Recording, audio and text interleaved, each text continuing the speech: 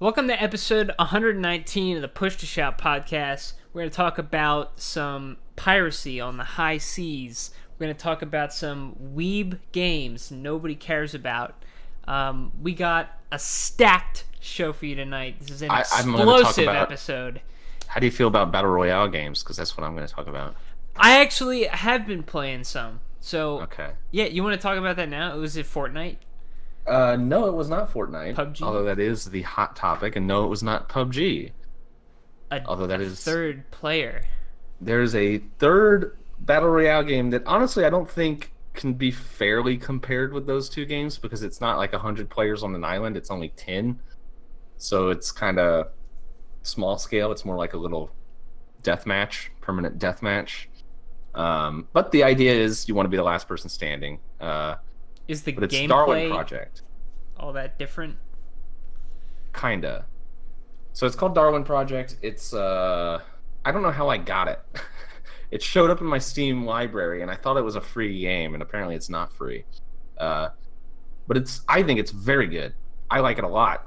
I have very little to complain about, which is unusual when I'm talking about battle royale games, and especially unusual because it's a third-person game, which usually I shy away from. But the thing I like about it, there's a few things I like about it. One is you've got two weapons, and everyone has those two weapons, basically. It's bow and arrow and melee. And that's it. And you hold down right click and you'll draw an arrow. You press left click and you'll either shoot the arrow, or if you press left click without hitting right click, you swing your little bat. And you collect resources, but there's only two resources. There's leather and wood, and you use them to create like traps and little like boots that can speed you up and stuff like that. And you kind of build up a little. You do have like a little bit of a loadout so that you can kind of choose like different perks that you can get in the game. But for the most part, the game boils down to shoot each other with arrows or melee. And I like it a whole lot. I think it's really, really fun. And the best of the battle royale games that I've played by far. The matches are really short, and they're pretty action packed. There's not a lot of slow, nothing going on. You're creeping me out. Why? You were staring at the camera. Well, I don't know.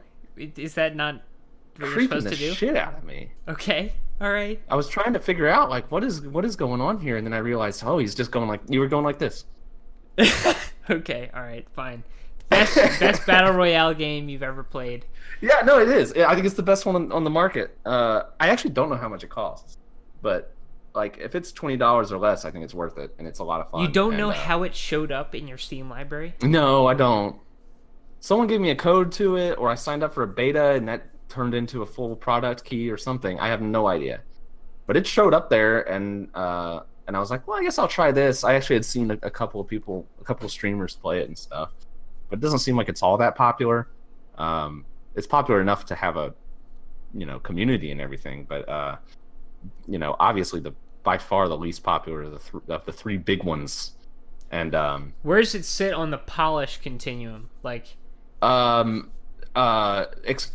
would say very polished, but clearly there's only one map, and is it Unity or Unreal? Or something else? I don't know. It looks like Unreal to me, but I don't know. It's kind of got a cartoony look to it. I guess it looks a lot like Fortnite. You would expect Fortnite to look like it.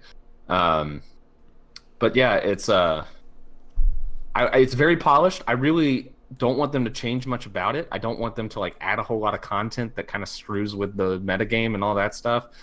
I only have a couple of complaints. One is like there's this tracking mechanism, which I actually really like. I think it's a good concept where like if you craft something or if you gather a resource or basically do anything in the game, someone can go up to it and track it, which basically just gives them wall hacks to you for a certain amount of time after they track it. So like for 15 seconds, they have wall hacks on you. And you're being tracked if someone's tracking you. It gives you a little alert. And there's like stealth and stuff is not really this game is meant to get people to fight each other, and like there's maps all over that'll show you where other players are and stuff like that. But yeah, tracking basically gives you wall hacks, which is super overpowered when you're talking about a third-person game that's full of a lot of like objects that you can shoot through but hide behind, stuff like that, where you can kind of abuse that tracking. I say abuse. I mean, everyone can do it, but it makes tracking really, really important, because if you're tracking someone, you just always know exactly where they are. You can aim at their head before they come around a corner, all that stuff. So it's like super, super, super important. And so it ends up just being kind of a focal point of your loadout and how you play and all that stuff. Like you end up kind of just trying to min-max to be like the tracking person. How do you like actually go about tracking somebody? You either press a button on this little pile of stuff on the ground that if they've crafted something, they leave a little pile of stuff, or if they've chopped down a tree, they leave a little stump, and you just press a button on it and it tracks them. But then there's also like arrows you can craft. If you select your loadout to have these arrows, you can craft these arrows that track them for like 5 seconds if you hit someone. So I have those arrows because that seems like super, super good to me. But there's a trade-off. Like if you have just normal arrows, you start with 5. If you have tracking arrows, you start with 0.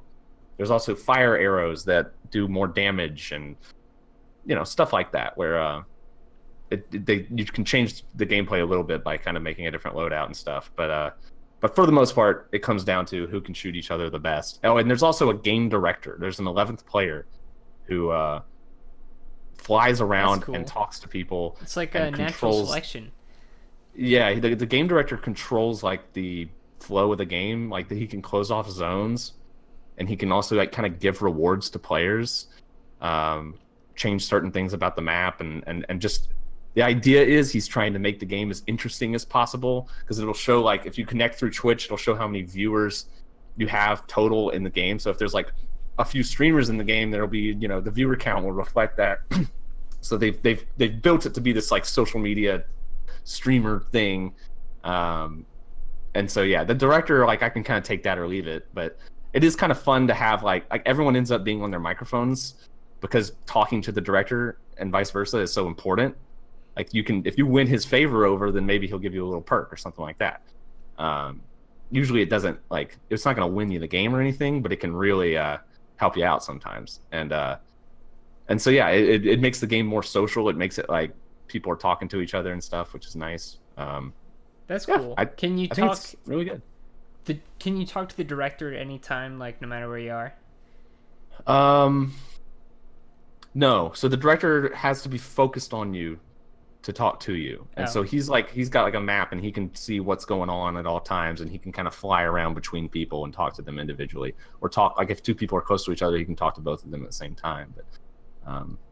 But yeah, it's a little bit of a one-on-one kind of thing, and you just have to get his attention somehow if you want to talk to him. So that game actually does sound pretty cool. Darwin Project. It is highly recommended. Darwin Project. It's I haven't played that much of it very recently, but I got really into it. And I also like the learning curve is super, super, super shallow.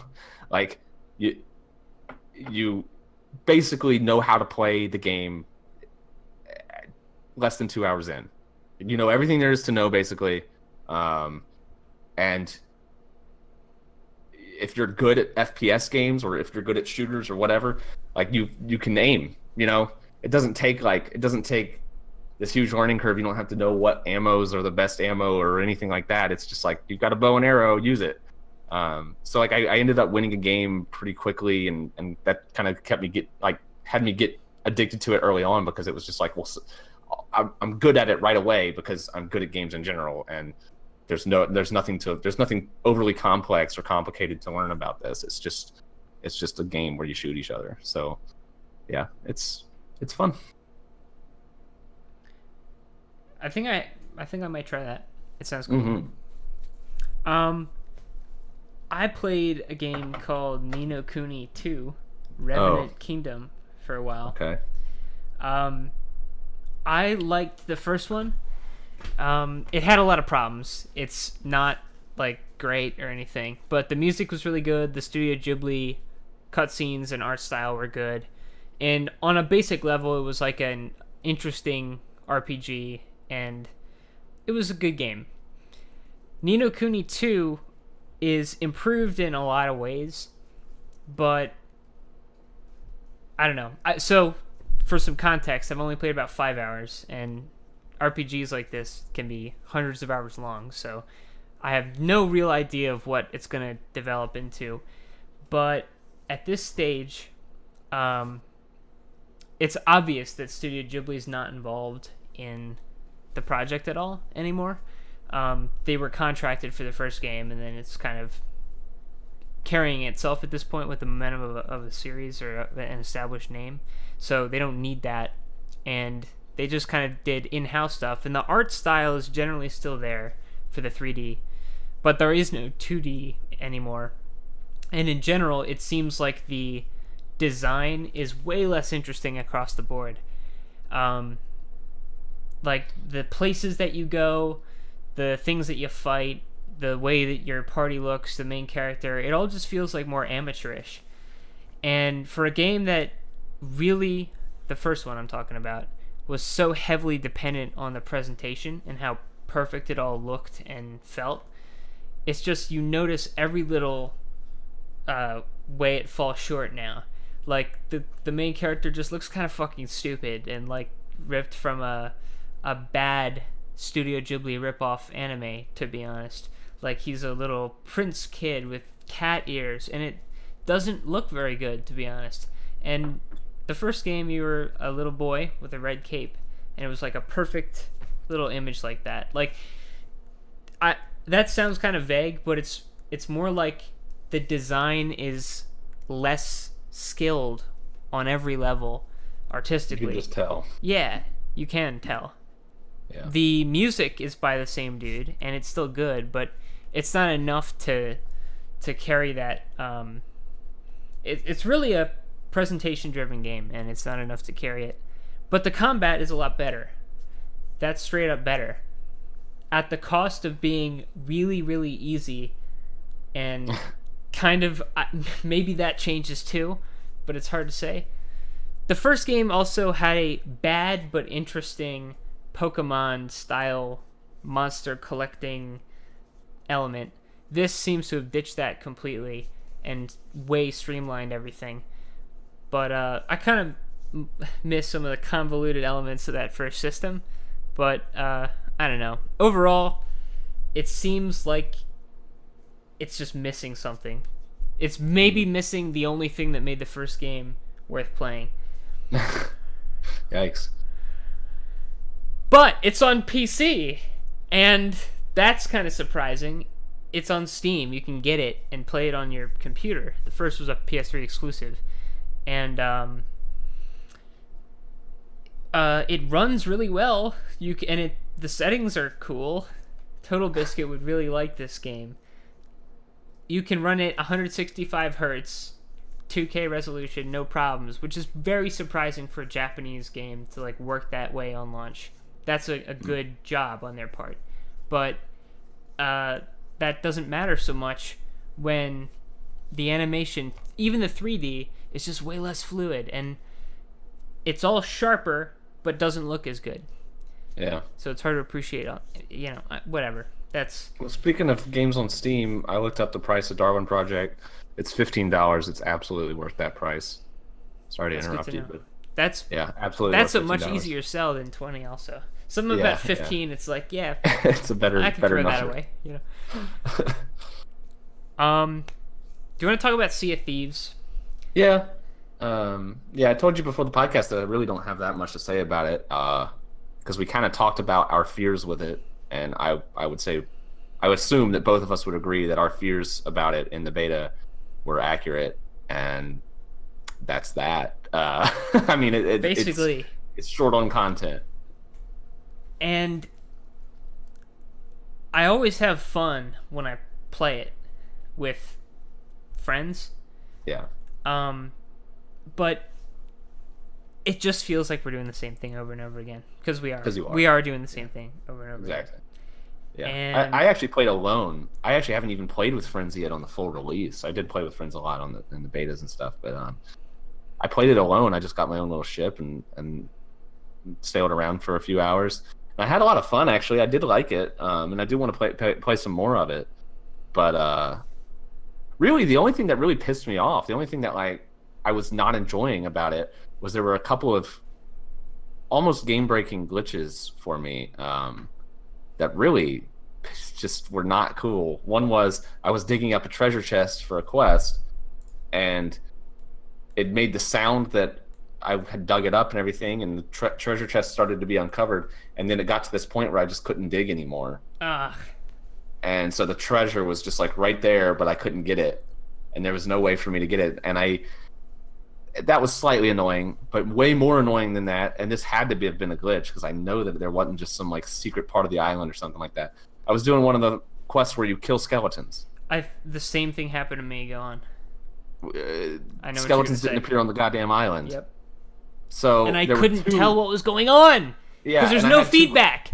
And I had 2 islands to go to for this quest, so I was like, well, I'll go to the other island. This is after spending literally probably, because it was a large island, by the way.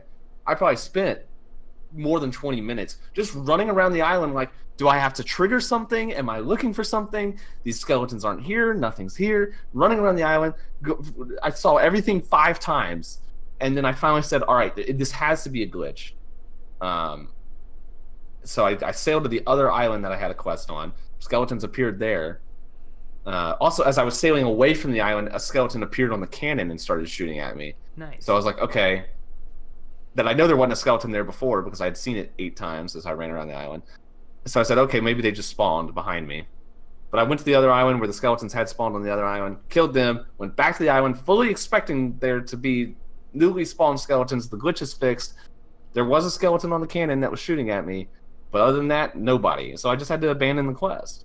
It was like an hour of my time just completely wasted. And it was like, that's a bad glitch. And I think I ran into the same glitch in the beta, but we didn't know it was a glitch at the time. We thought it might have been, but we were like, okay, no, this would be a ridiculous glitch to happen. This has to be like, we're just not interpreting the riddle correctly. But we had this riddle. You know, those riddles are very clear. Like, find this object exactly or find this thing, go this far away from this object and dig. We found everything on the island that could possibly be that object and dug and couldn't find anything. We spent like 2 hours doing this, I remember. Because like you get to the point where you're just like, all right, just out of principle, I have to find this thing. Even though I'm not even having fun and it's obviously not worth my time, I have to find this thing. And we never found it. And we just assumed, all right. That's depressing. You know, that's a we missed it. Night. Too bad, but it was really a glitch probably. So that's a bad glitch. That needs to be fixed. Also, another glitch. It's a full screen windowed game, and your mouse will run to your second monitor. I don't know if this ever happened to you. Yeah, it did. Your mouse will run to your second monitor as you're trying to turn around and stuff in the game, which is an insanely simple thing you would think to fix, right? And it was already a problem, and it was a known problem, and I've seen communications between players and the development team from months ago discussing the problem, and they hadn't fixed it. And that would be a game-breaking problem if I didn't find a workaround online that had to do with like user account control and all that shit. Had to go through and mess with all these settings and restart the computer, and then it fixed itself. But like that's a really, really bad issue to be aware of and not fix, considering how I'm no game developer, but surely that's not a hard issue to fix, right? I don't know. That's really, but beyond that, it is a pretty polished game, and it is a pretty fun game, and it looks fantastic. One of the best looking games ever. Period. I say. Yeah. Ever. And I want it to be full of mysterious, fun stuff to find and explore and do all sorts of stuff and sail the high seas. A mighty adventure on the seas. But it is not a game designed. At some point I compared it to No Man's Sky in my mind, and I cannot get that out of my head. Like this is if No Man's Sky had multiplayer like everyone wanted, it would still be insanely disappointed. It has too much real gameplay to be like No Man's Sky. It's got It's Okay, got combat and the ship stuff and the sailing. Like, granted, it's got yes. enough core gameplay that I think that's an unfair comparison. You're But probably right. it's still very, very thin, and It just that's feels the that way. best example or the best possible comparison. Still, it seems like I can't think of Just a anything lot closer. of nothing. Even Just a though lot of it's nothing, and it just doesn't feel. It doesn't feel like anything's there. Like, it really does feel like something where, if you told me that this game was like some sort of project where they were like, all right, we're building this base game, and then we're gonna work upon it, and this is just the absolute basics. This is just like what we're building off of, and maybe that's their idea. Is maybe they're planning on building more stuff and likely selling it to you, which apparently the developers have said they're not planning on selling stuff for this game. I don't believe that. That's absurd in today's And the climate. only way I would actually even believe that they plan to continue to add things to the game would be if they added in a venue to sell things, whether it's in-game like funny money or like additional content. Exactly. If there's no way for them to further monetize Sea of Thieves, There's then I zero don't reason for believe them. them when they say it's going to be this living, Absolutely. breathing thing. It doesn't make any sense, and yeah, I'm looking at I'm kind of the way that I'm comparing this game right now, the direction that I think this game will go, and maybe the direction that they planned for it to go from the beginning. Like, surely they knew it was really, not very, it didn't have enough content. I think they're looking at games like Destiny. If you remember when the first Destiny game came out, and everyone was like, wait, there's, what was it, like 6 planets, and you get up to level 20, and that's just kind of it. Yeah. And then like a year and a half later, there were all these expansions and stuff where people said, well, finally it's a game that's worth getting. And then they come out with Destiny 2, and it's just all over again. Destiny 2 was the same thing happened. Destiny 2 comes out, wait, there's only this many planets, there's only this stuff to do, and then they start building off of it. So it makes sense from that angle, if that's what they're planning to do, I guess. But I really wish that games would just come out with that content to begin with, instead of selling you a full price game, even though it's really just a core of a game to be built on later. Whether they plan on, let's say that we live in fucking, fantasy world where they release a bunch of content without charging you for it. I don't think that's going to happen, but let's say it does happen. I'd still be a little bit miffed that I paid full price for this game that wasn't finished for another year or two. It's like, it might as well be early access. It's very polished. It doesn't feel like an early access game in that aspect, but there's nothing there. And so it feels like a ripoff either way. And yeah, I absolutely think they're going to monetize that game. I don't see how it's possible for them not to. I think that there's certain things they could do that wouldn't necessarily require them to add a bunch of new content that would really improve it and make it feel like more of a game. Like, you could make PvP more frequent and lucrative. Like, right now, unless the other ship is carrying animals or chests, then you might have absolutely no reason to want to plunder and be a pirate, which is what the whole game is about. So you could waste all your resources for no reason and get no reward. Like, come on, at least can you get their wheel of their ship and sell that or something? Like, there should be like a guaranteed reward that should always incentivize you to engage with other players, because the multiplayer hook is part of what the whole game is about. Like, yeah. But also on top of that, in the other direction, there's no downside if you can just spawn a ship, you automatically get supplies for that ship, you can go fight someone and lose, and the only thing that you lose is your time spent fighting that other ship. That doesn't really make any sense, especially when it comes to, and I haven't done this personally, but I've heard of people doing these raids where like everyone on the map tries to go to this island where the raid is happening or whatever. say 2 ships go to that island, one ship defeats the other ship. Well, that other ship spawns 1 or 2 islands away, and the raid takes, an hour to complete, and so that ship just keeps coming back to the island, and it's like, and there's no incentive for them to go, and there's nothing you can do about it, and it's like that's just terrible design. That just doesn't make any sense, and if they do make PvP more lucrative, and if they do make it more common, there needs to be more. They need to do something about it, because if you want to avoid dying, here's the problem. If dying actually had more of a punishment, if you want to avoid dying, you can just sail away as long as you want and hope that the other person just gets tired of you sailing away. They're not going to kill you if they don't board you. They're just not. So if you just don't put the anchor down, you're going to be able to keep your ship floating. You're going to respawn in time to repair it and keep going. I don't think that's true. How is that not true?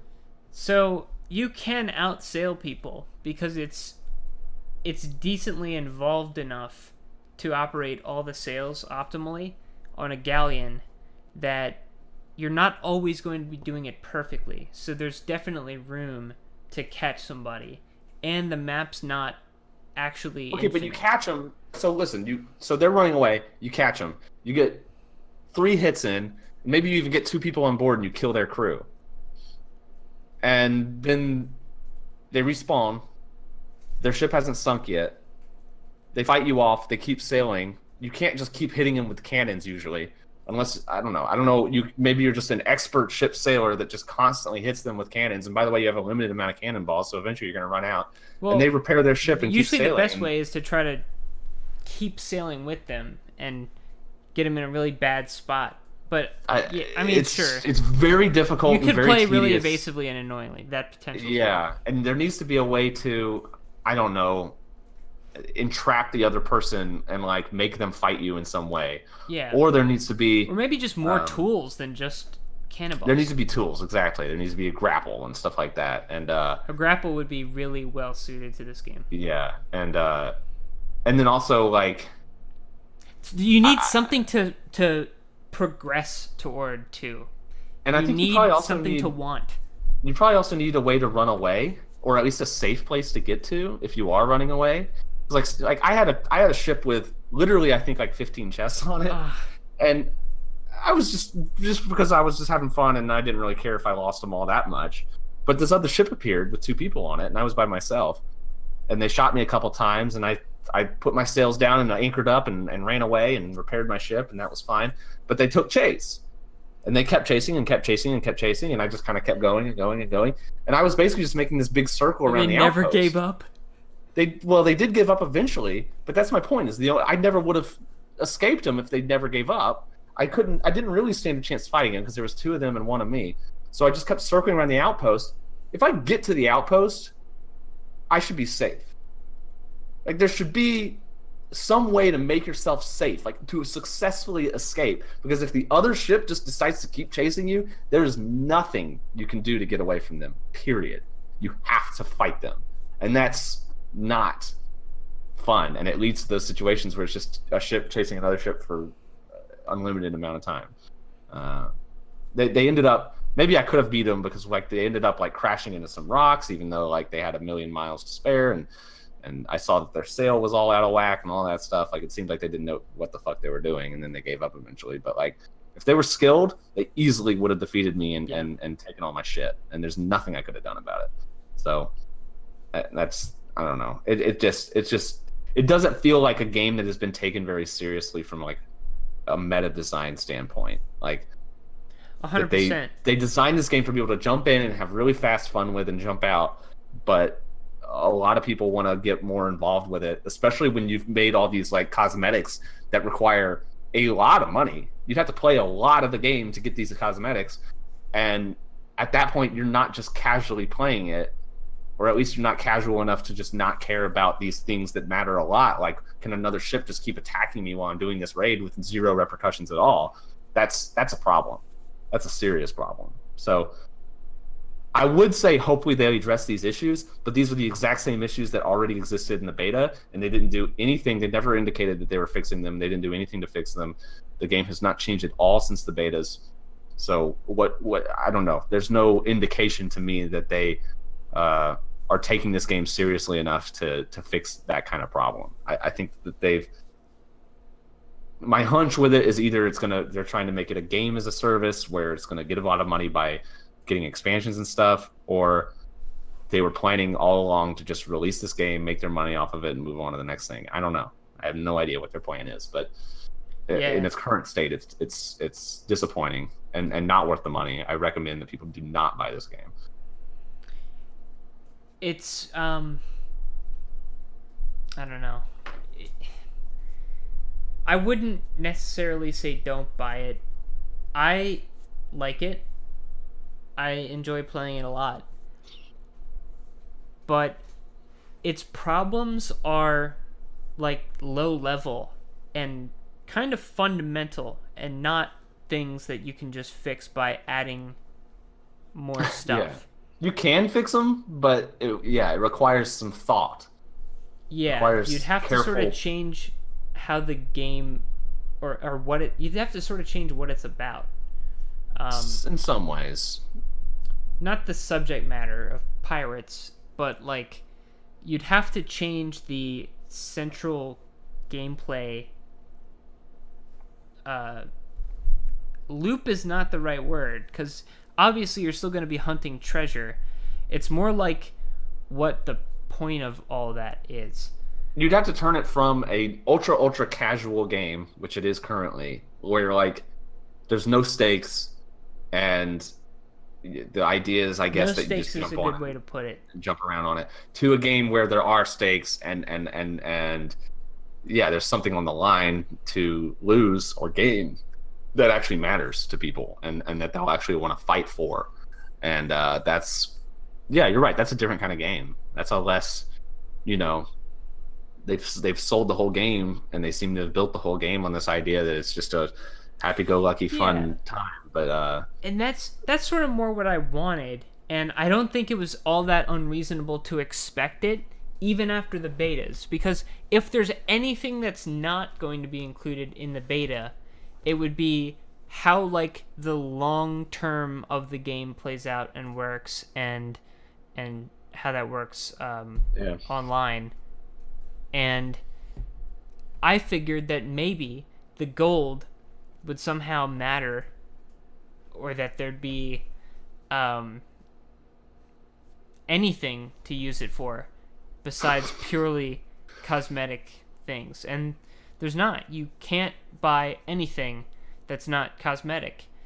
Yeah. And that sucks. It is a kind of insurmountable problem. Well, it's funny too, because that concept of not being able to buy anything unless it's cosmetic makes a lot of sense for like a competitive kind of game where people care about the balance of it. Right.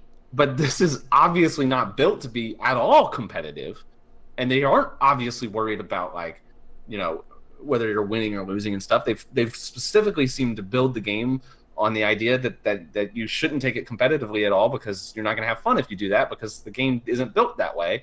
And yet there's nothing for you to spend your money on to have a more fun or better time. It's all cosmetic. And so those contradict each other. Like, I wouldn't mind at all if in this kind of game where clearly it's not very competitive, if you had a bunch of just crazy shit. Like, let us buy like one-use items where you do something crazy. Like, I want to buy a parrot that I can take control of and fly over to the other ship and then drop a bomb. Like, yeah, it's just stupid, crazy shit. There's all sorts of stuff they could do, and maybe they're planning on doing stuff like that, but there's no indication of it. And no.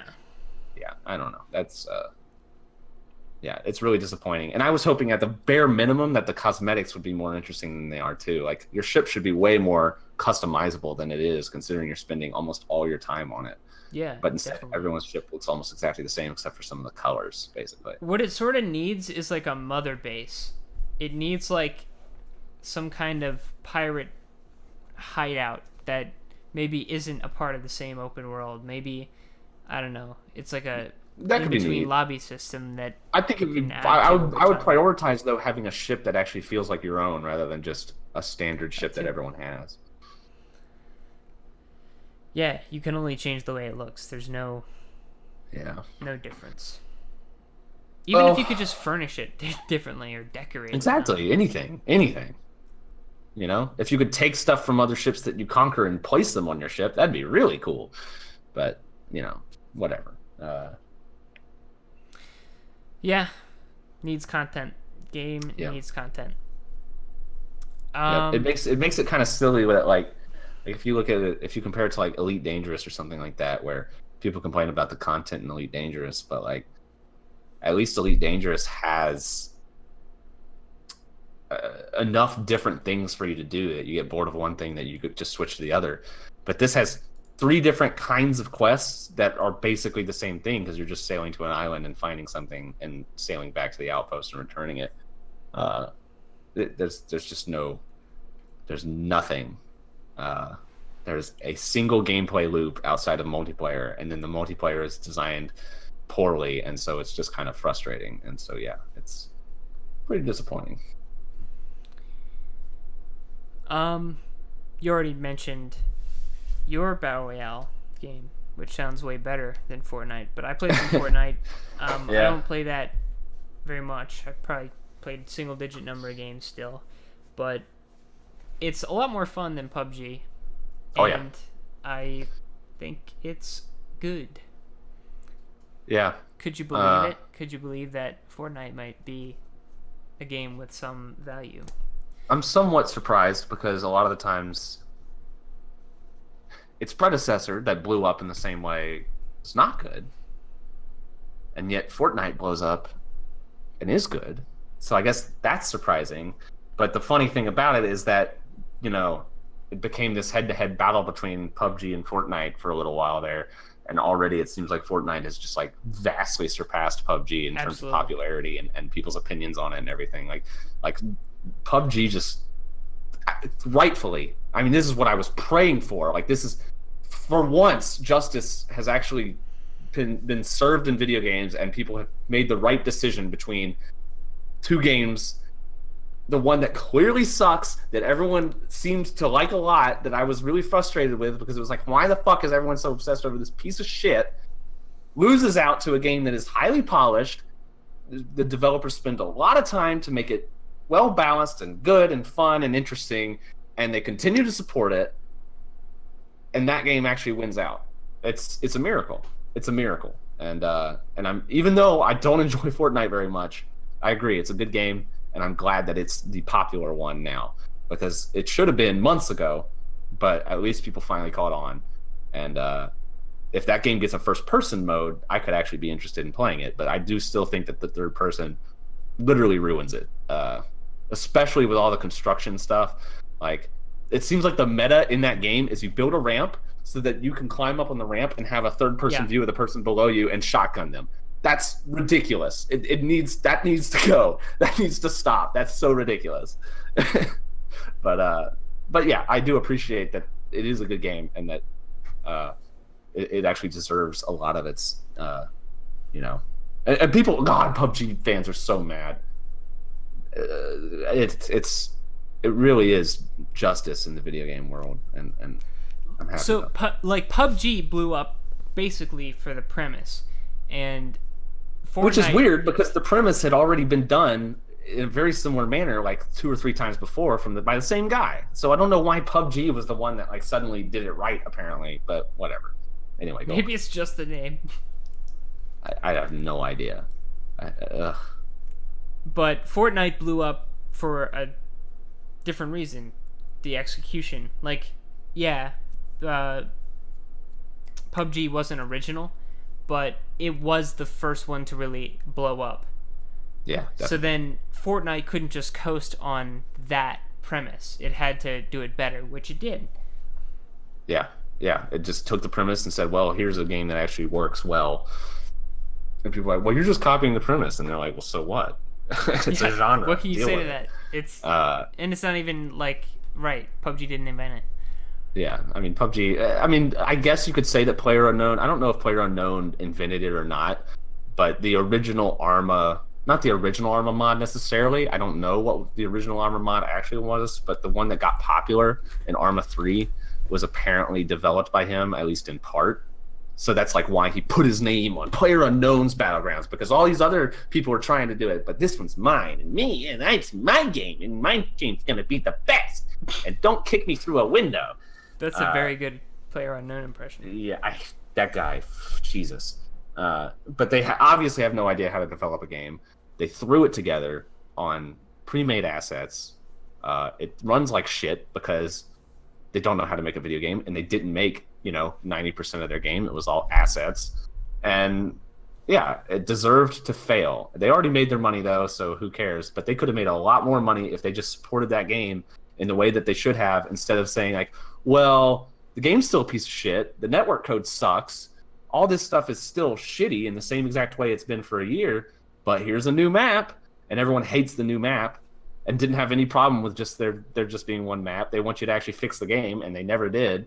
If they had just been competent, they Fortnite never would have stole their thunder. I strongly believe that, but they weren't, and thank God. I don't want to say it blew up in their faces. Again, they made their money, but thank God that they've started losing their ridiculously large player base that they did not at all deserve. Far Cry 5 came out.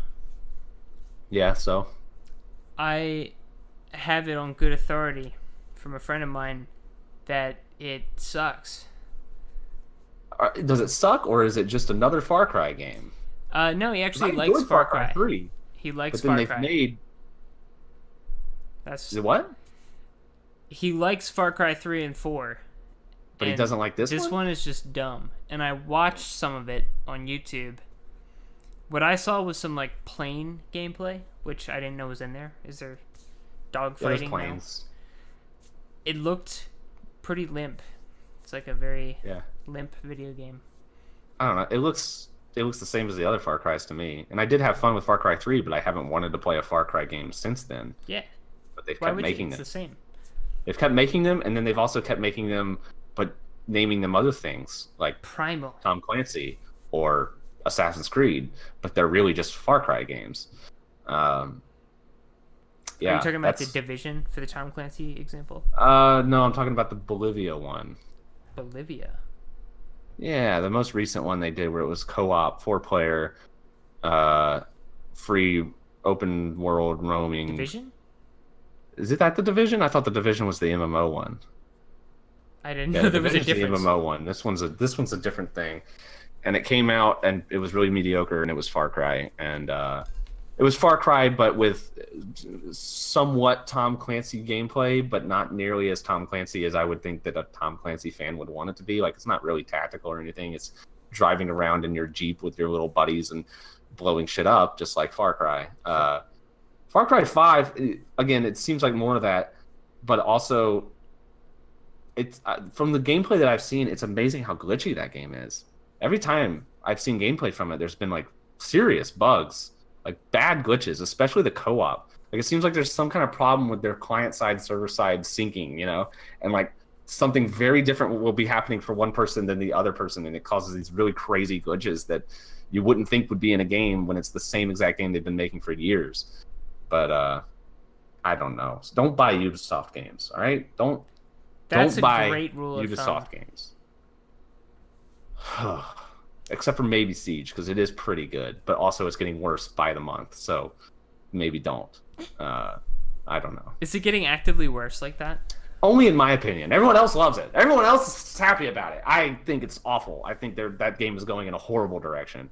Funny enough, I started playing CSGO again. Not like Oh, really? super much, but I like that game a lot, and Yeah, it's a great it's game. just as fun as I remember it for the most part. Yep, and they don't need to add a bunch of weapons and operators and abilities and stuff to make it good. Even some of the stuff they already added, it's like we didn't need it, and they kind No. of scaled back their power in the end, so it's like they may as well not even be in the game. Yeah. Like, remember the Desert Eagle they added and the that automatic There's pistol? There's still a Desert automatic- Eagle.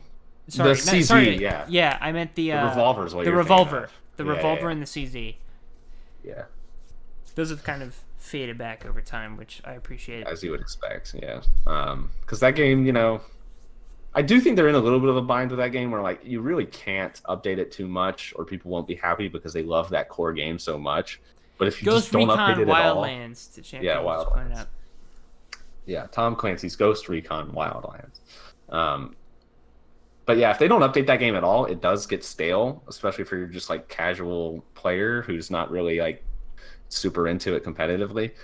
But they have to strike a balance somewhere where like the pros still want it to be AKs versus M4s and Glocks versus USPs, and that's basically it. Like that's the gameplay, and the grenades that are there just need to stay the same. Everything needs to stay the same. They can update the maps though, and that seems like that's always kind of a fun update. Like they change the maps a little bit, and it kind of changes the meta of the map a little bit. And people complain sometimes, but I think in the end, like people kind of like it when they update a map and make it a little bit different. So maybe they should just keep doing that and just keep all the other shit exactly the same. I don't know, but yeah, Rainbow Six Siege. I don't know. I've already said my piece on that. So I didn't really play much else. Do you want to move on to other stuff? I don't really have much other stuff to talk about. I actually just finished Wormwood, which is the Netflix miniseries about MK Ultra, and yeah, it's kind of a documentary. They do reenactments, but it's also interviews with the people involved, and it's specifically about one guy's death that was related to MK Ultra, where like they said it was a suicide, but it clearly was not a suicide, and it's about the investigation around that and all that stuff. It's pretty interesting if you're into that kind of stuff, I guess. It's a little bit bloated. Yeah, Wormwood. It's on Netflix. It's by Errol Morris, who makes very, very, very good documentaries that I like a lot. So I had to watch it, and it was pretty good. But like I said, bloated. It probably could have been made into a normal 1.5 to 2 hour documentary, but instead it was a 6-part miniseries, and it's bloated. There's a lot of dead space there, but overall it's pretty good, and it's very, very well directed. Like it has a really, really good I don't know, it gives you this like feeling of, you know, clandestine shit happening. It does that really well, so it's pretty good. I started watching Mad Men again. Oh Yeah, that's a really good show. It's a very good show. I'm only just finished the first couple episodes, but it's as good as I remember it. And I don't know. I'm trying to think if there were any like weak points over the show's run. I feel think like there were a couple years that weren't all that interesting. There were certain plot lines that I think were like a little bit meandering and not really all that interesting, but overall that show stayed pretty consistently strong. That network has pretty much given up the ghost. They got nothing anymore worth watching. AMC. Well, you're a television network. Like, true. You're on like a very obviously, very quickly dying medium. Yeah, that's. You see, what I wonder is how sustainable is quality on Netflix? Oh man, don't they operate at like a loss knowingly? It's all about expansion. They got lots of venture. Most tech companies do. Yeah. The thing about Netflix is this thing about quality is not like they're putting out a lot of shit. They're putting out a lot of garbage right now. That movie, that Cloverfield movie that came out, we talked about that on here, right? Replace my word quality with budget. Oh, I think they can keep doing it. I think they are making a lot of money. I don't know what the fuck Netflix is financials. I gotta ask how. There's obviously so many people. Everyone has a Netflix account. That's everyone gotta be part of it. But it's not all that much per person, and there's a lot. Everyone has it. Spent. Everyone has it, and yeah, everyone fucking has it. I mean, that's a lot of money per month going in. When you're the whole country and a lot of the world has a Netflix account, so it makes, I don't know, it probably makes sense financially, and Amazon's doing it and all that stuff, but yeah, they're pumping out the original programming.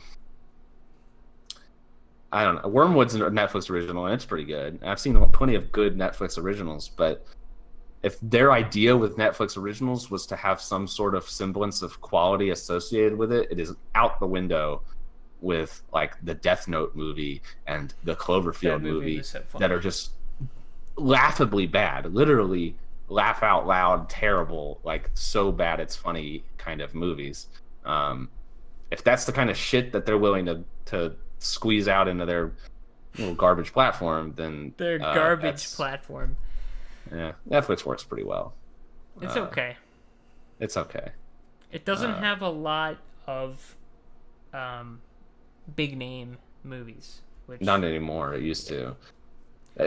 Yeah, they obscure. They also obscure the limited selection of their library through like menus that don't really show the whole picture, and they have a shit ton of stuff on there that kind of bloats it. Yeah. Where like if I don't have any interest in Korean dramas, then that removes like 25% of their library. Like they just got like these like huge swaths of things that like there are a lot of titles, but nobody wants to watch them. So that's it feels kind of dishonest and weird. But usually there's something on there that I'm working on. There's some television show that I want to watch, and then I'm kind of working on a little bit, or some movie gets added on there that kind of keeps me subscribed. That's all they need to do is kind of drip, drip, drip, keep me going a little bit, and it works just fine. And I keep subscribing to them. But yeah, Amazon Prime's kind of the same way, where it's like there's some big names on there, and there's just a lot of stuff that you don't give a shit about. But at least Amazon Prime, like I would have Prime even if it didn't have the video portion of it. So there's a lot more value going on there. But yeah, I don't. Eventually, I think Netflix almost wants to be like only their own stuff. I think that's kind of their big dream.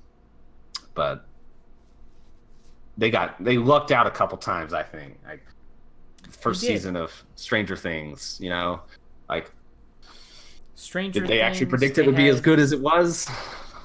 They had certain good exclusive series, like first season of Daredevil was pretty cool, I thought. Like the fight choreography. But they haven't really consistently knocked it out of the park. And some of the most popular exclusives, like House of Cards, when it was like season 1, 2, that was still never really good. Like no. It was a cool concept, and it had some cool stuff going on early on, and then they just kind of dragged it out. I am very much looking forward to seeing a season that kills off Kevin Spacey in some sort of awkward way. The only thing that was even have to rush the ending of the actual miniseries. The only thing that was remotely redeeming about that entire series was Kevin Spacey. Like, he was the only good thing about every episode, and then they're going to make an entire season without him. It's not doable. Good luck. It's not. It's going to be... I'm just fascinated. I have to see that. It's going to be fascinating to watch. I think he's going to have to die off camera too, right? Probably, Obviously. Yeah.